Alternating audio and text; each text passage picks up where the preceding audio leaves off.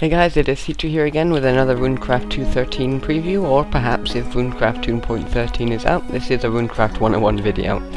This is the third curse that we have available to us. It is called, simply put, the Whisper Curse. Now what does it do? In its current state, I'll show you the pattern. We've got the standard torch outline with redstone, we've got the tier core of it, at the moment tier 5, then 4 signs and 4 blocks of coloured wool. Now, like you saw at the moment, it does nothing, so how do you make it do something? Well, the trick here then is to grab a sign and write words. Then when you activate it, Whisper accepted, and it reads to you what's on the sign, including spaces, and it combines it all into a single line. It will do this for all 4 signs.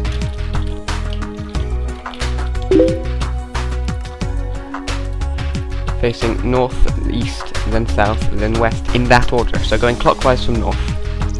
Now the next element of application here is the colour of the wool, and I have got all of them saved conveniently over here, so let's pick some different colours for the win and just change around what we've got. I'll also put in some, the green one, some more sign text here. Now note particularly that the at the end that it skips over and concatenates the 2 lines together instantly, so that you may have to be a bit sort of careful with making sure there are spaces in the right place. And each colour of wool more or less lines up to the correct colour of text, with the exception of brown, because there is no brown text. So for brown, when we activate that, we actually get light blue. But apart from that, they're all pretty much spot on. So why is this useful, you ask? Well, this is where it gets interesting. Now these can be useful in a number of applications. I think the one that will probably be most useful is because these can be bound into hexes and triggered in any sort of way, things like entry messages bound to a waypoint. There's a very useful application. Just telling people the rules and so forth. That's one major application. You could also use it as an alarm, because one thing that is not immediately obvious from using the rune is that these messages, when triggered by a hex, are put out into the server log files, so that anyone reporting a theft who has conveniently put in an alarm, it will say who has activated the hex and what the message was and where the hex was. So this is a great way of putting in an alarm for protecting your stuff, that server admins will be able to work with and detect intruders and so forth. This was partially requested by the people on Weaver. So there's that. What else can this be useful for? Well, there is obviously, because you can replicate any coloured message, you can do some pretty funky things with that. For example, one of the other amusing applications for this is for the spoofing of player messages. For example, this one. Was chatting with Llama, and this was actually his suggestion. Although, again, note that I fell for the lack of space on this one here at the end of the line. That's one of the reasons why you can actually check your message beforehand. So, what does the tier block do? Well, that's an interesting question. It doesn't really show up unless you are actually using the hexed version of the rune.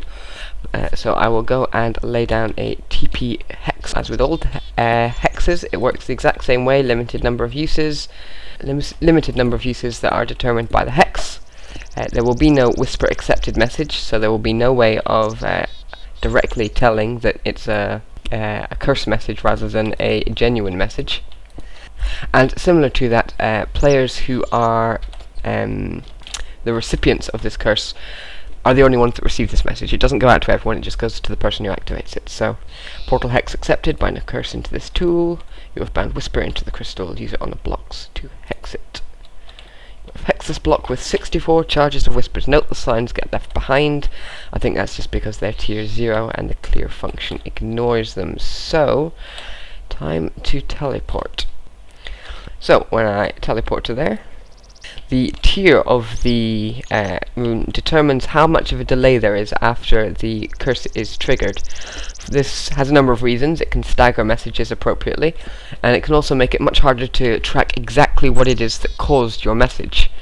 to cause the message to appear. So if you open a chest, and then another chest, and then another chest, and one of them brings forth the message, it will be hard to tell exactly what it is that has triggered the hex. So that is a very short and introduction to the Whisper Curse. I would actually dearly love to see some of the hilarity that this curse can cause.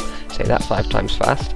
So if you guys have any funny stories, feel free to leave them in the comments or post your own videos of it actually being used.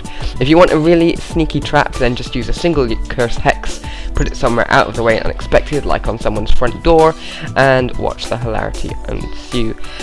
Cheers for watching, and I will see you guys next time.